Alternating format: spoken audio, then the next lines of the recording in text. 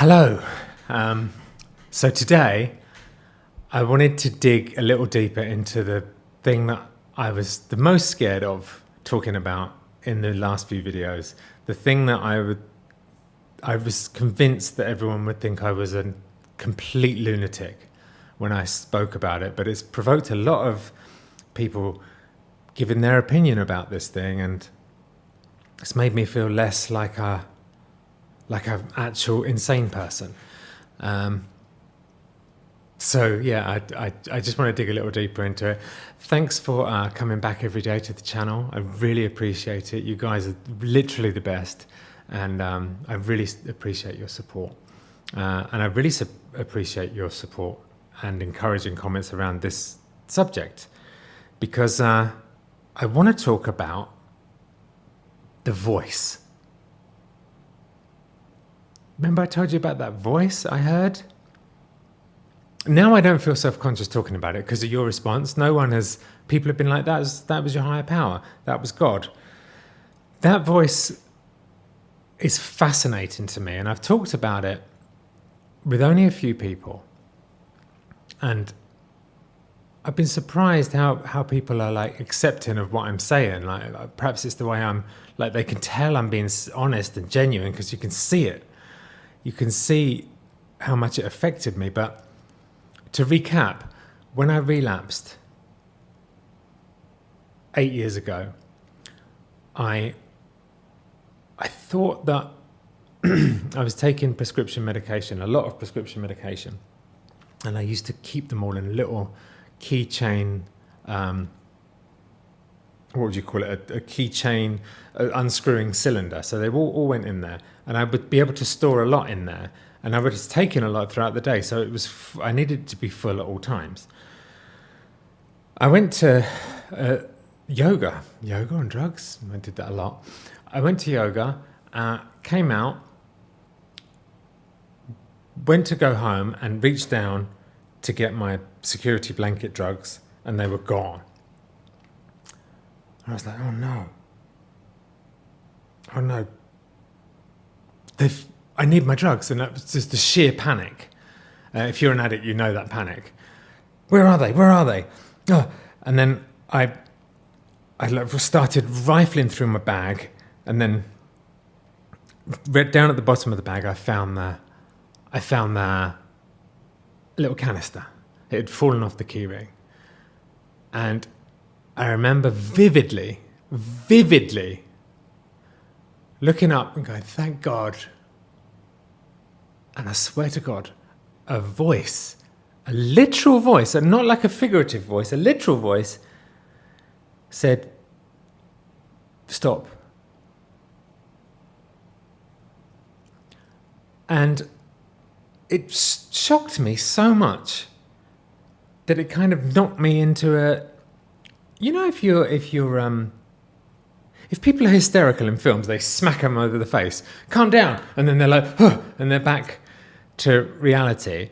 I feel like I was so far in the addiction, I was in that psychosis of like, and this voice was like a slap around the face, like, bang, stop. And I stopped. Since then, I haven't touched any of those drugs, and I was on Percocet, Vicodin, Oxy, Ativan, Ambien, Xanax, all that combination. I was taking multiples of those multiple times a day. And it was to the point where the last doctor I went to said, I'm worried, and he'd never met me before, because I was doctor shopping, so I was going to new doctors all the time. And he said, I'm really worried that you're going to die from taking this. Because he could just see, I guess, my physicality. And people around that time was saying that I looked completely different. I looked like a skeleton man, like jangling around. And I know what they mean. So I was close to something bad happening, I think. That voice just knocked me out of that. And I went home and I threw everything away.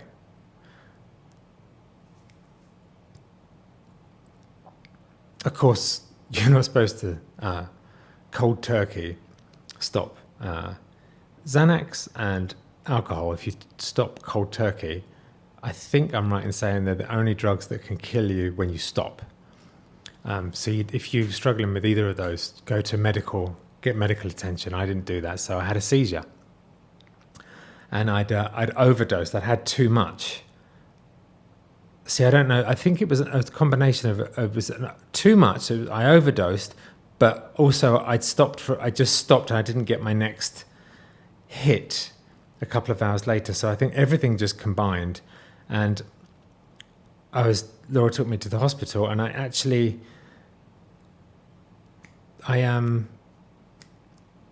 no other way to put this. I kind of died in the hospital, and they had to revive me with those things. I feel so sorry for Laura because, oh my God, I've put her through so much. That I wasn't aware of this, but she saw it, and she was screaming because apparently I turned blue. I was conscious, and then I just turned blue, and they pushed her into a room, and she was literally screaming, and then they all came in with the electric things, and they revived me, and then I was discharged to go into treatment, and by the grace of God, I got sober again. So that was the last time I heard the voice. And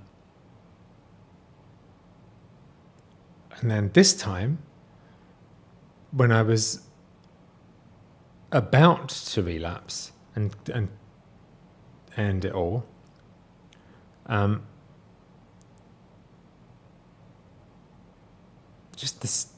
after I was let go by the police, and I went back from the patio into the living room, same voice. What about the kids? It makes me feel something goes in my chest when I talk about it. Same voice, and it's not like I'm saying, a voice. It was a literal voice, and I'm not crazy.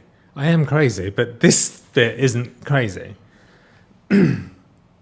Someone said, maybe you were destined not to do something. You were destined to do something and not to. And I feel like that's probably true. I hope so. And maybe that's part of whatever I'm going to do now. But something stopped me on those 2 times. And both of those times I definitely would have died. Because the amount that I was planning to take this time, definitely. And I had a whole plan that was guaranteed to work. And then last time I was taking enough to have this overdose seizure. So I was very close to death from the amount I was taking was absolutely insane, and mixing all that stuff. And for the doctor to have said he was worried for my life, and then the voice. So thank you guys for making me feel like I'm not crazy and I don't have to hide this anymore, because I didn't want to talk about it really, because I thought I don't want people to think I'm crazy. But then does it matter anymore? I mean, God damn, I had a mental breakdown on the internet. People already think I'm crazy, so I might as well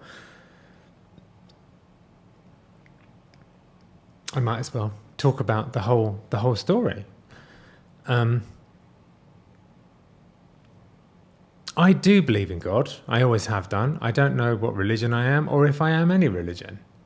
But I've always had a concept of a God, a higher power that I choose to call God. That's always been present in my life. And I don't even know why that is, because my dad was like very atheist when I was very, very small, and always used to say that religion is just to control people. And he used to say that, there's no such thing as God. And then he went religious for a little while, and then he went back to being non-religious. So I had a very confused relationship with God and religion. So, and it wasn't bred into me, this sense of a God. It just came, and it's been with me ever since I can remember. And when I was out there using and drinking, I used to pray all the time mainly sorry about all this stuff I'm doing. And now it's like, guide me, please guide me every day. Because when I'm lost, like I am now, lost completely, I know that there's a higher power that's going to guide me. But what I've got to do is just stay out of the way, because that voice is coming from somewhere. And that same voice, I feel like, has some kind of plan or...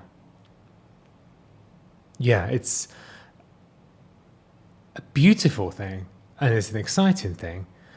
And it's nice to just let go and be like, you know what? I don't know. You take over. Jesus, take the wheel, as Jeffree Star says. You may not think I may be into Jeffree Star, but I like him a lot because I like cars. But he's also entertaining. He always says, Jesus, take the wheel. And I really relate to that. The best stuff in my life happens when I let God take over, my higher power take over. Sometimes it's hard to let that, it's hard to let go of control. It's really hard. Because I'm like, I think, yeah, okay, God, you can do this bit, but these two bits, this is complicated stuff, let me do this. And this is the stuff that I really need him to do, not the stuff that I'm trying to hold on to is the stuff that I really need to hand over. So it's a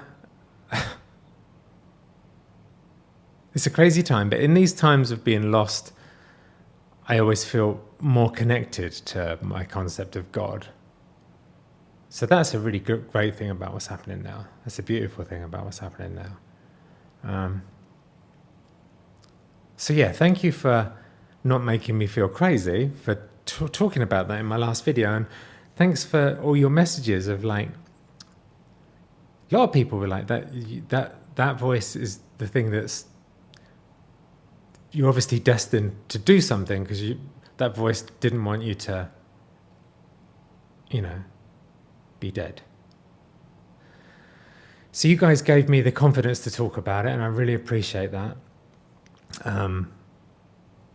Let's talk about something else tomorrow. I love you guys, and speak soon.